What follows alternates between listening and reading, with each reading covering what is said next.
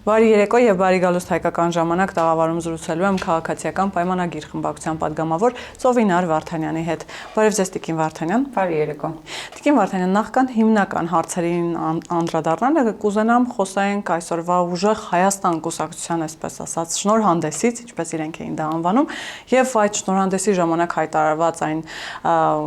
մտքից, որ Սամվել Կարապետյանը լինելու է իրենց կուսակցության նախագահը, ինչպես նաեւ վարչապետի թեկնածուն։ Առաջին տրամաբանական հարցը, որ առաջանում է, ինչպես, որովհետև դա սահմանադրությունը, եթե չեմ սխալվում, դա նաև արգելում է, որովհետև Սամվել Կարապետյանը հանդիսանում է նաև Ռուսաստանի Դաշնության քաղաքացի, բայց եթե այս հարցին առաջ անցնենք, ինչպես հարցին պատասխանը չլսելով այդպես էլ, տեսեք, մի 10 անգամ խոստացան ուժեղ Հայաստան բերելու մասին, ասացին, որ ծրագրային ու օրակարգային ոչինչ չնշեցին, թե ինչ ճանապարհով են դրան հասնելու, բայց խոստանում են, որ ուժեղ Հայաստան են բերելու, բոլորը ապրելու են չաղ ու բախտավոր, այսպես ասած ժողովրդական լեզվով,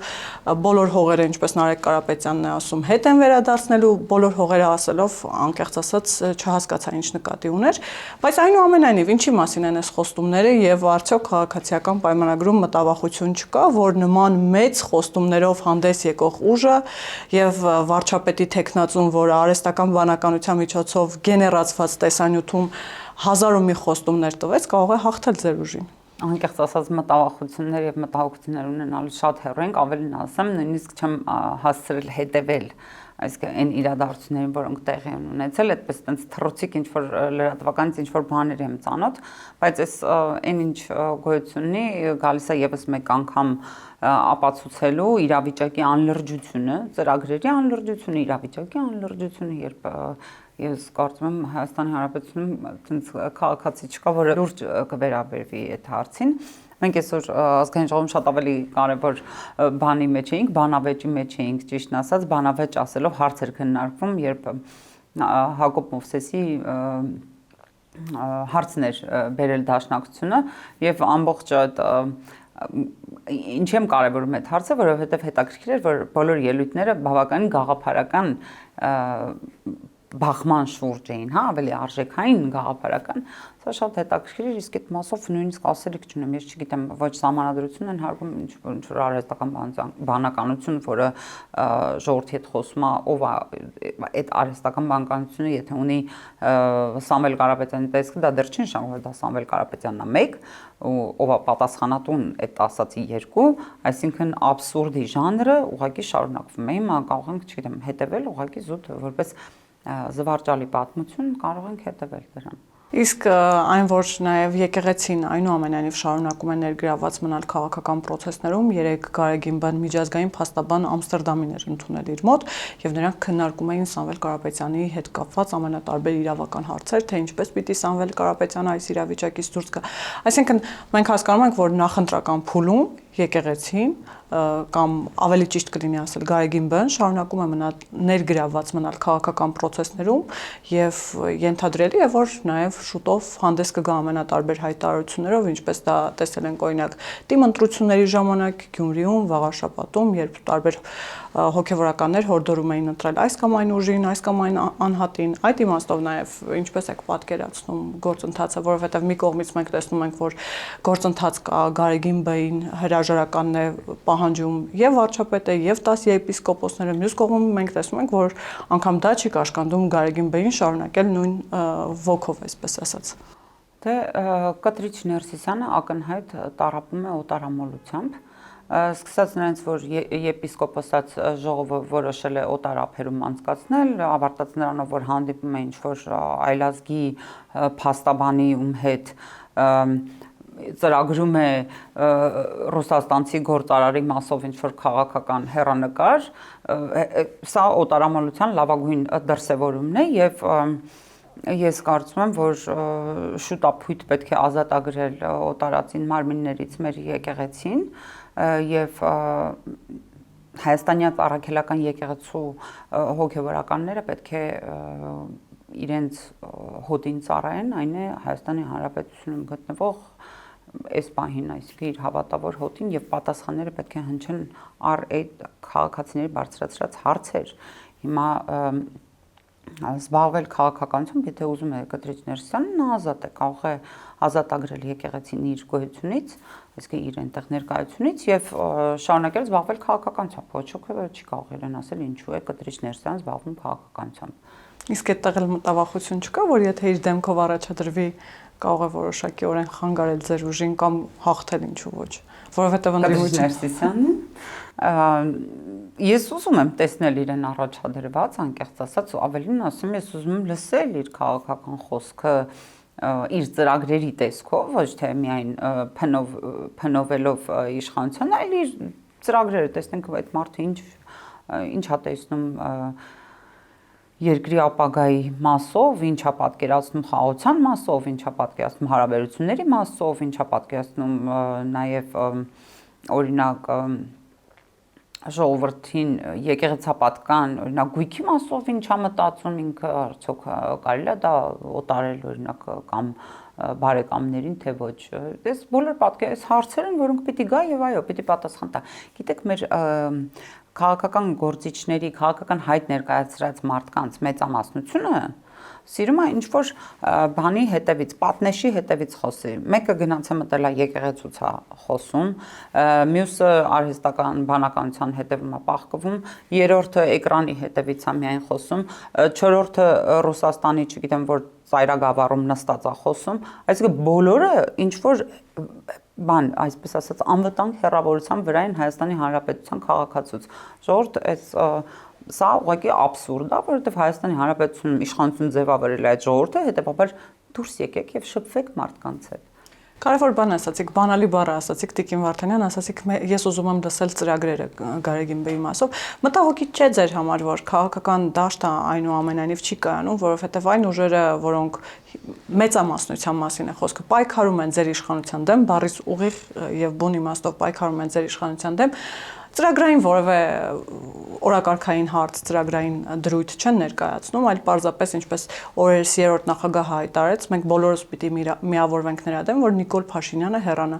Այսինքն ինչպես հասկանալ, այսինքն լավ Նիկոլ Փաշինյանը հեռանում է, ինչ է առաջարկում նույն Սերժ Սարգսյանը երկրորդ նախագահը, Գագիկ Ծառուկյանը, որը հայտարարել է, որ քաղաքական նոյան տապան է ստեղծում եւ այնտեղ հավաքելու է բոլոր այն քաղաքական ուժերին, որոնք կիսում են նույն այդ գաղափարը։ Հիմա այս պարագայում արդյոք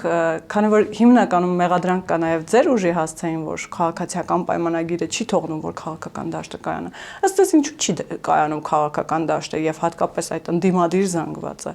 որոնք պայքարում են, որպեսզի Նիկոլ Փաշինյանը հեռանա։ Իսկ թե իրենց գալով ինչ է լինելու, այդտեղ մեծ հարց է սա։ Նախ նոյան տապանին անդրադառնամ, որովհետև շատ հետաքրքրեց այդ թեման, օրինակ եթե ամեն տեսակից պետք է երկու զույգ առնվազն նոյան տապանում լինի, ապա Լևոն Զուրաբյանն ու Նարեկ Կարապետյանը կարող են երկուսով տեսակի առումով էլի նկատի ունեմ հայտնվել այդ տապանը, իհարկե սա հումոր է, բայց ցավալի է, որ իր հումորն իր բանը ունի, հա,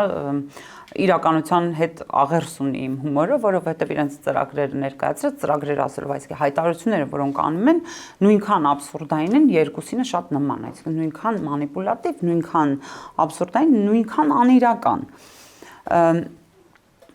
Ինչ վերաբերում է ինչու է օրինակ, ինչու է, այսպես որ մտածենք, ինչու է բանը քաղաքական դաշտում հայտնված ընդդիմադիր ուժերը հիմնական նպատակ իրենց որպես նպատակադրում դնում մեր իշխանության հեռացումը, այսինքն ոչ մի առարկայական ծրագիր, կարևոր ինչ-որ նորություն, ինչ-որ մի բան, որը քաղաքացուն կհետաքրքրի, հա, որպես այդպեսին չեն ներկայացնում, ասեմ ինչու, որովհետև հրաշալի դաշտ է ստեղծվել, այսինքն իրենց նախկին մեղքերի պատճառով։ Մենք եկել ենք ունեցել ենք կորուստներ, որը կարելի ասել վերագրել են մեզ բավական ամբարտավան ձևով։ Հիմա էլ կարելի է հիմա ամեն ինչ լավ է, խաղաղությունը հաստատված է, տնտեսական հնարավորությունները հնարավորինս բացված են, Ամերիկայի պես պետության հետ համագործակցության հեռանկարներ են բացվել եւ այլն, ինչու՞ չէ կարելի է մեծ ախորժակով գալ եւ տիրել էս ամենին, էլ ինչ կարիք կա ծրագիր ներկայացնելու, հենա ուղղակի փնովենք, շարունակենք փնովել նույն ամբարտավան ձևով իշխանությանը, իրեն վերագրել բոլոր կորուստները, բոլոր մեղքերը եւ գանք արդեն պատրաստի, այսպես ասած, սկուտեղի վրա մատուցված խաղաղություն եւ նոր դաշտ, նոր բանը, նորովի սպասարկելու իրենց, այսինքն սեփական շահերը։ Էսա ողջ տրամաբանությունը։ Իրենք էլ ունեն բանալի բառեր Տիկին Վարդանյան, արժանապատիվ խաղաղություն, ուժեղ Հայաստան, ուժեղ տնտեսություն, հարուստ հասարակություն, առանց հարկերի գործող բիզնես, այսինքն իրենք էլ ունեն բանալի բառեր, այնպես չի որ ասում են խաղաղություն չկա, բայց իրենք ասում են մեր խաղաղությունը արժանապատիվ է լինելու, մեր քաղաքացին արժանապատիվ է ապրելու, արժանապատիվ աշխատանք է սահմանվելու, չգիտեմ, իսկապես տրամաբանությունը բարդ է հասկանալ, բայց այնուամենայնիվ իրենք արժանապատիվ, ուժեղ, առանց հարկերի պետություն են խոստանում։ Հարկերի մասով պետք է ասեմ, որ նույնիսկ տնտեսվարողները իրենք են դա աբսուրդ համարում, հա, իսկ փոքր եւ միջին ձեռնարկությունների օրինակ միություն կա, ով տվյալ այսպես ասած կոնցեպտը համարում է աբսուրդի ժանրից, որովհետեւ այդպիսի բան անհնար է եւ դա ճիշտ աշխատելու մեթոդ չի։ Ինչ վերաբերում է արժանապատվությանը, որը սա արդեն պատերազմից հետո բազմաթիվ անգամ այսպես ասած արժանապատիվ բառը օգտագործվել է։ Ես կարծում եմ այդ ուժերը իրենց արժանապատվությունը պետք է առաջին հերթին ցույց տային օրինակ բանակում, երբ զինվորը չուներ հագուստ, չուներ սնունդ նորմալ, կացարան չուներ նորմալ, այդ արժանապատվությունը այդտեղ է։ Ներողություն, երբ խոսում են խաղաղության արժանապատվությունից, խաղաղության գնալը, այդ բարդ ճանապարհը կներեք, բայց 6 տարում, 6 տարի է, չէ, 21-ից 6-ը չի լրացել, հա։ 21-ից 26-ում այն ճանապարհը, որը Հայաստանը անցել է, այն ձեռքբերումները, որը այս կառավարությունը ունի, դա միայն արժանապատվության մասին է խոսում։ Այսօր այդ պետությունները երբ գալիս են եւ Հայաստանի հետ նստում են մի սեղանի շուրջ եւ Հայաստանին որպես կողմ դիտարկում են բանակցող, դա խոսում է արժանապատվության մասին։ Ես այլ կերպ արժանապատվություն չեմ հասկանում։ Ավելի շուտ հասկանում եմ, դա երևի այսօր էլ բազմիցս հնչած, այսօր ազգային ժողովում ելույթների ժամանակ հնչած իրենց վերացական հայրենասիրությունն է, իրենց վերացական արժանապատվությունն է, որը քաղաքացուց որևէ ջանք չի պահանջում։ Այ պետք է գիտեք ինչ անել իրենց համար այն քաղաքացին, ով իր առօրյա գործով իրական Հայաստանում զբաղված է, իր առօրյա գործով, որը ամեն իր աշխատանքի արդյունքում մի աղյուս ավելացնում է պետության եւ պետականության հիմքին, այդ քաղաքացին իրենց հետաքրքիր չի, իրենց պետք է քաղաքացի, ով թողել է այսպես կոչված փոքր գործերը, զբաղված է մեծ գործերով, որոնց համար ոչ քայլեր պիտի ձեռնարկի, ոչ է պատասխանատվություն պիտի կրի։ Եվ իրանք այդպես արժանապատվություն գոռալով, չգիտեմ ինչ որ իրանց հռետորաբանությամբ իրականում ինչ են արել, բոլոր մեր քաղաքացիների զավակների հաշվին, զինվորի հաշվին իրենք զլացել են իրանց դիվանագիտական աշխատանքը վերցնել պատասխանատվություն առաջնորդության եւ մարդկանց զավակների հաշվին ուղակի այսպես ասած, այն որ սահմանային վիճակում պահել են ուղղակի, որ սահմաններին, չգիտեմ, ինչ չլինի։ Եկել հասել ենք այսօրին, ինչ զարմանալու ոչինչ չկա։ Տիկին Վարդանյան, մեկ այլ դիլեմա էլ կա, որ ուժեղ իրենց բառերով ասած արժանապատիվ Հայաստանը իրենք պատկերացնում են Ռուսաստանի Դաշնության հետ, անգամ թրիփը իրենք պատկերացնում են, որ պիտի ունենա երկրորդ երաշխավոր կամ ավելի ճիշտ երրորդ էլ կարող է լինել, բայց դա պիտի պարտադիր լինի Ռուսաստանը եւ կամ Չինաստանը։ Տեսեք, արժանապատիվ ուժեղ Հայաստանը պատկերացնում են ավելի շատ Ռուսաստանի հետ, բայց իրենց բոլոր հույսերը կապում են արևմուտքի հետ։ Արևմուտքից բերում են փաստաբան, երբ J.D. Vance-ը ժամանել էր Հայաստան, այստեղ խորհրդարանական ընդդիմության ներկայացուցիչները նամակներով էին հանդես եկել, խոսում էին այն մասին, որ քաղբանտարկյալներ կա եւ Վենսը օգնի կամ Ամերիկայի Միացյալ Նահանգները պիտի օգնի, որ կարողանան ազատ արձակել այդ քաղբանտարկյալներին, Բաքվի գերիներին էին խնդրում ազատ արձակել կամ միջամտել այդ հարցի վերաբերյալ։ Հիմա ինչպես հասկանալ այս դիլեման։ Ուժեղ արժանապատիվ Հայաստանը այս ուժերը պատկերացնում են Ռուսաստանի հետ, բայց իրենք իրենց բոլոր հույսերը կապում են արևմուտքի հետ, նույն արևմուտքի, որը փնովում են։ Դա հենց այն կարևորագույն բանն է, ինչից իրենք կարող կարողանում են օգտվել ժողովրդավարական գործիքները կիրառել ժողովրդավարության դեմ։ Էս է իրանց պատկերացումը։ Իրանց պատկերացումը, այո, երբ մենք խոսում ենք ժողովրդավարության մասին, իրենք այսպես ասած իրենք այդ հարցերը փորձում են արևմուտքի մոտ բարձրացնել, մտածելով, որ այդ հարցերին իրենց արձագանքողը եւ պատասխանատուն եւ պարտավորը դա արևմուտքն է։ Բայց եթե ինչ-որ մի բան պետք է Հայաստանից զիջել, բնականաբար Տեր Ռուսաստան համեցեք այստեղ։ Սա իրանց ամբողջ այն մտայնությունն է, որը տարիներ շարունակ եղել է եւ ինչ կարող եմ ասել, այս իրանց պատկերացումն է մեր արտաքին քաղաքականության մասին, այսինքն Հայաստանին իրանք այնքան չեն ընկալում որպես ինքնիշխանություն, իրենք նույնիսկ ինքնիշխանության ընկալում չունեն իրանց մեջ, որովհետև երբ Հայաստանի Հանրապետությունը հարաբերություն է ստեղծել Ամերիկայի Միացյալ Նահանգների հետ, ինչ որ պրոյեկտ է իրականացնում, ինչ կապ ունի այստեղ Ռուսաստանը, ես չեմ հասկանում։ Ինչ կապ ունի։ Տեսեք, կարևոր բան եք նշում, J.D. Vance-ը Հայաստանում էր, մենք տեսանք ինչպիսի լայն համագործակցության օրակարգի մասին խոսվեց, արդեն պայմանագրային հիմք դա ստացավ ըստ էության, նաև դրոնների մասին խոսք գնաց 11 միլիոն դոլարի, որ Ամերիկայի Միացյալ Նահանգները պիտի հատկացնի Հայաստանին։ Ի հեճուկս բոլոր այն հարցերի, որ անդիմությունը այդ օրերին քննարկում էր կամ որոշակի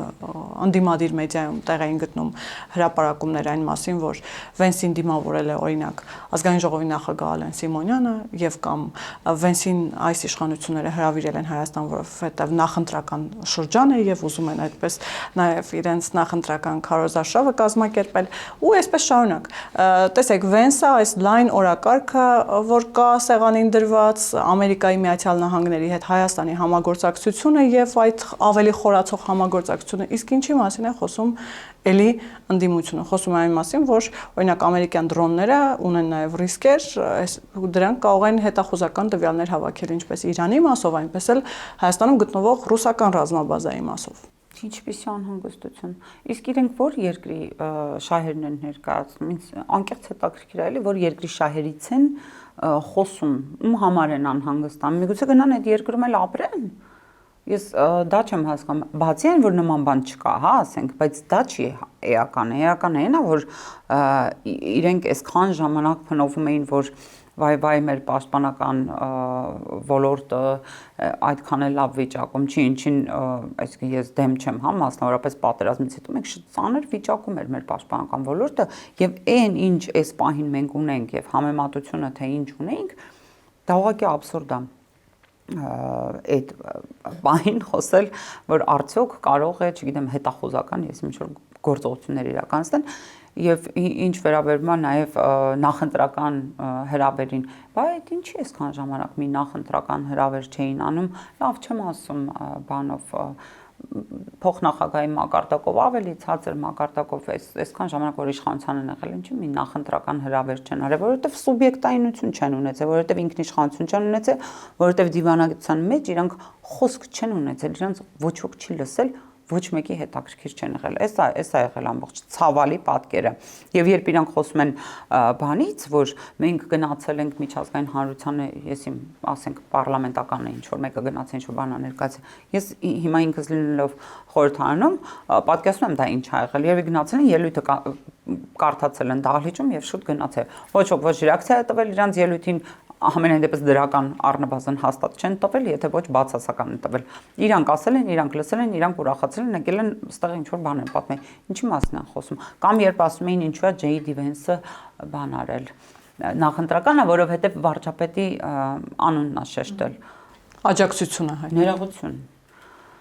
Եթե վարչապետը աշխատել է այդ ուղղությամբ, օրոգիշեր, դա իր օրակարգն է եղել, այդ մարդը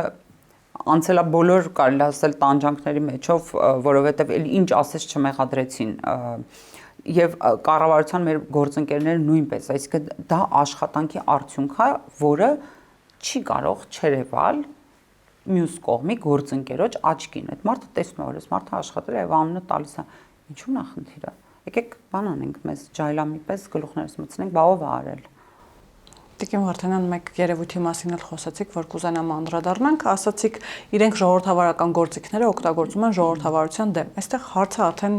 ձեր ուժին է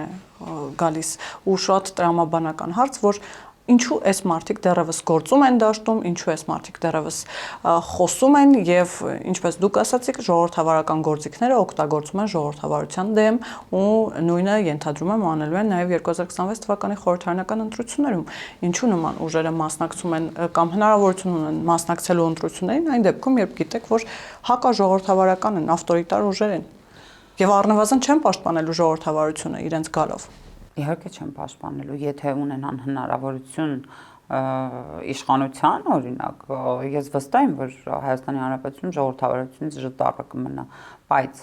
խնդիրը այն է, որ մենք որպես ժողովրդավարության գաղափարակիր մենք չենք կարող գործել օրենքին, ենթադրենք օրենքը չպահելով կամ բան անելով, հատելով օրենքները։ Հետևաբար մենք պետք է օրենսդրական դաշտը ուղղակի ուժեղացնենք, դրա համար էլ կարողություններ են պետք եւ միշտ չի, որ այդ օրենսդրական դաշտը կարող է ամբողջությամբ ֆիլտրել իրավիճակը եւ թույլ չտալ այդ գործիքների կիրառությունը։ Այս խնդրի առաջ կանգնած են նաեւ եվրոպական երկրներում եւ ըստ իս մենք պետք է օրենքի մակարդակում աշխատենք բնականաբար, բայց ամենակարևոր գործիքը այստեղ ժողովրդի հետ խոսելն է եւ ինչի արդյունքում էլ ժողովրդավարությունը կսպանի այդ ուժերին, այսինքն այլևս ակտուալ չեն լինի, իրանք հիմա էլ ակտուալ չեն, բայց դեռ այսպես ասած դեռ էփվում են եւ այս ընտրությունները իսկապես շատ կարևոր է, որպեսզի մեր ժողովուրդն էլ դրան մոտենա, ինչպես վարչապետները ասում, որպես պատմաքաղաքական ընտրություն, որովհետեւ այն ճանապարհը, որ անցել ենք, այսինքն հաստատել ենք ժողովրդավարություն եւ հիմա եկել ենք արդեն պետականության ամրագրումն է խաղաղության միջավայրում եւ մեր հետագա զարգացումը, դա պետք է ամրագրվի ընտրություններով։ Եվ կրկին վերադառնալով J.D. Vance-ի այցին, Տիկին Վարդանյան, գիտենք, որ դա տարածաշրջանային այց էր, ըստ էության Vance-ը նախ Երևանում էր, հետո Բաքվում, ընդհանուր առմամբ կուզենամ այն հայտարարություններին անդրադառնանք, որոնք հնչեցին թե Բաքվում, թե Երևանում, դրանք հիմնական խաղաղությանն էին վերաբերվում, թրիփին էին վերաբերում։ Իդեպ Ալիևը կարծես թե Vance-ի ներկայությամբ երբևէ չարտաբերեց Զանգեզուրի միջանցք արտահայտությունը, դա բացառապես թրիփ էր Ալիևի համար, բայց հասկանանք, ինչու է Միացյալ Նահանգների համար տարածաշրջանում խաղաղությունը այդքան կարևոր, ինչու է Միացյալ Նահանգները շահագրգռված նաև թրիփով, որ թրիփը կյանքի կոչվի, որովհետև տեսեք նույն ընդդիմությունը ասում է, որ դա որևէ տնտեսական շահ չի ենթադրում, Ամերիկայի Միացյալ Նահանգներին մենք հետաքրքիր չենք, իրեն պարզապես հետաքրքիր է Իրանը եւ դրա համար հիմա եկել է ուսումնասիրում է, հասկանում է, մոտենում է։ Սա շատ նման է այն խոսույթին, որը ես մանկուց լսել եմ, որ մենք վատ աշխարհագրական դիրք ունենք։ Այդ վատ աշխարհագրական դիրքը, եթե այդքան վատն էր, ինչի ինք հետաքրքիր այդ բոլորին մեր դիրքը ինչի էր հետաքրքիր, եթե այդքան վատն էր, հա։ Ինչ վերաբերում է, որ սա տնտեսական որևէ օգուտ չի տալու, դա ուղղակի աբսուրդ է, որովհետև այսինքն ամբողջ արևելքը արևմուտքին կապող ուղի է դառնում, որի տնտեսական օգուտները բանը ուղղակի ակնհայտ են եւ դրանց մասով վիճելի նույնիսկ հարց չկա եւ նաեւ ինչ վերաբերվում է նրան թե ինչու է Ամերիկան որոշել, ասենք, հետաքրքրվել հա այդ ուղով, ես սա մի քիչ հետ կգնամ, ես կարծում եմ COVID-ից հետո ընդհանրապես հնարավոր է կապ չունի հա այս բանի հետ, բայց COVID-ից հետո ընդհանրապես աշխարհում շատ ակտիվ քննարկվում էին ճանապարհի հարցերը, որովհետև ճանապարհների, այսինքն այդ ուղիների, մատակարարման ուղիների հարցերը, որովհետև աշխարհը հասկացավ, որ բավական է, որ ուղիները օրինակ փակվեն եւ ինչ խնդիրների առաջ են կանգնում տնտեսությունները, ինչպեսի անկում է տեղի ունենում, որին հետևում է նաեւ գնաճը եւ այս առումով նաև Իսրայելի պատերազմի ժամանակ, երբ այնտեղ ճանապարհը փակվել էր, ինչ խնդիրներ առաջացան, այսինքն խաղաղությունը հաստատել որևէ տարածաշրջանում եւ ունենալ այդտեղով տարանցիկ ճանապարհ, սա հետաքրքրում է բոլորին, բոլոր քաղաքակիրթ պետություններին, ովքեր հասկանում են, թե ինչքան կարևոր են այդ մատակարարման ուղիները։ Ես այսպես եմ դա տեսնում։ Եվ թե ինչի է նաև Ամերիկային հետաքրքիր, բնականաբար հետաքրքիր է, որովհետև ինչքան աշխարհում խաղաղությունը շատ լինի, այդքան դա ավելի օգուտ է եւ տնտեսապես եւ ընդհանրապես։ Եվ խոսենք նաև հայ-թուրքական հարաբերություններից, որովհետև Վենսի այցը որոշակիորեն այսպես դրական պատկերացումներ է ստեղծում նաև եւ դրական դինամիկայի ակնկալիք է ստեղծում հայ-թուրքական հարաբերությունների առումով, տեղին են այդ ակնկալիքները եւ առաջիկայում սպասել նաև այդ դրական դինամիկան, թեև քննադատությունները նաև այդ ուղղությամբ են, որ Միացյալ Նահանգները այստեղ բերում է Թուրքիային կամ գիտեք TRIP-ը դա թուրքական պրոյեկտ է, թուրք-ադրբեջանական եւ հետաքրքիր է թե ինչու են դրան ընդդիմանում կամ ընդդիմանում էին երկար ժամանակ Թուրքիան եւ Ադրբեջանը եւ ինչու են այսքան դժվարությամբ բացվում սահմանները։ Այս դիլեման էլ հասկանանք։ Կարծում եմ, որ ասում են, որ TRIP-ը իրականում թուրք-ադրբեջանական պրոյեկտ է եւ այլն, այս են խոսույթի շարունակությունն է, որը դարեր շարունակ մեզ